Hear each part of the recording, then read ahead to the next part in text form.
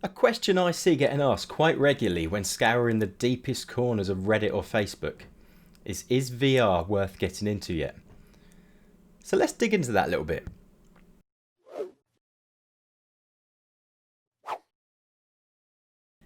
Now, if you'd asked this question a year or two ago, I might have given you a very different response. So you would be looking at quite an expensive experience. It would cost you maybe a couple of grand for a decent gaming PC to run your VR system. You'd need the VR headset itself, and that would cost you upwards of 600 quid, and then any software on top of that.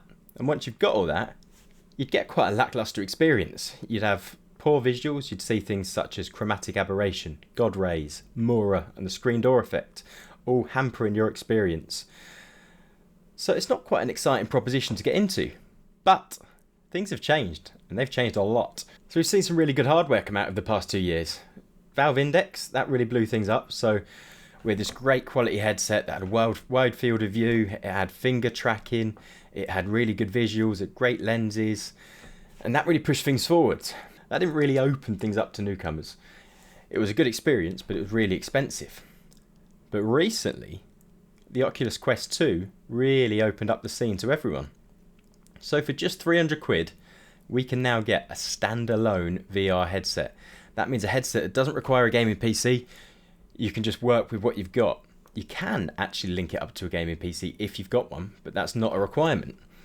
Now, it's developed by Oculus, and it's a really, really good bit of kit. So it's got stats that are competing with tech that would have cost 2 or 3 times the price a year ago, and delivering a really, really good experience. We've seen the Reverb G2. That brings us top of the line PC visuals for half the price it would have cost a year ago. We've also seen a massive influx of games. So Valve gave us Half-Life Alyx. That's the first AAA title for VR.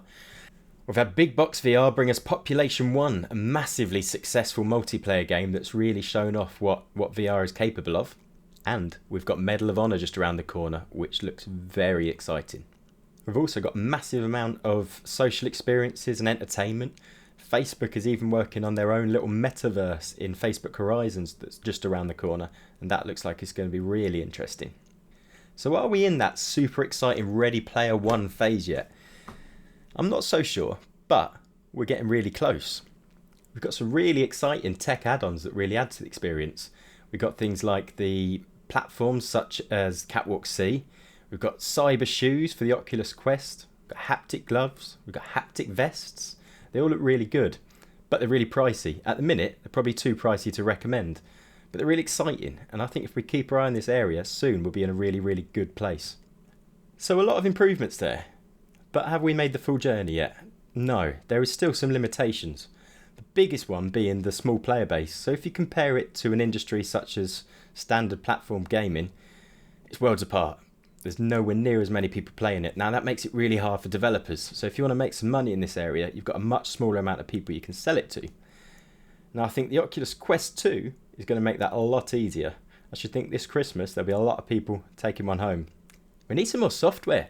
There just isn't enough games yet. There's a few, and there's some really, really good ones. There's lots in the pipeline, but we need that big choice to keep people interested. The only way we're going to get there is if more people join the platform. We need to improve the graphical power of the standalone units. I think the Quest 2 has shown that wireless really is the way forward. It's just so much better to not have that annoying wire hanging over your shoulder worrying about where you are if it's going to get caught on anything. So that's where we want to be, but the graphical power just isn't enough yet. The Quest has done a lot, and they've made some really, really good games, but it'd be awesome if we could get to the place where we're getting the same visuals as you would on a PC. And the only way we're going to get there is if they improve the graphical power of the headsets. You can't squeeze a 3080 into one of these, no matter how hard you try, but maybe we get to a place soon where we can get somewhere close. So with all those limitations in mind, should you jump in? I say absolutely. I feel we've just turned a corner. That barrier of entry is really going away. The Quest 2 has made the entry price really, really affordable for a great standalone unit. If you have got a gaming PC, you can even hook it up and get those great PC visuals.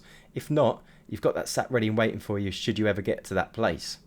I wouldn't be surprised if you catch the bug and you want to keep adding to your experience. But if not, you'll have a great experience from the get-go. Should you jump in? Absolutely.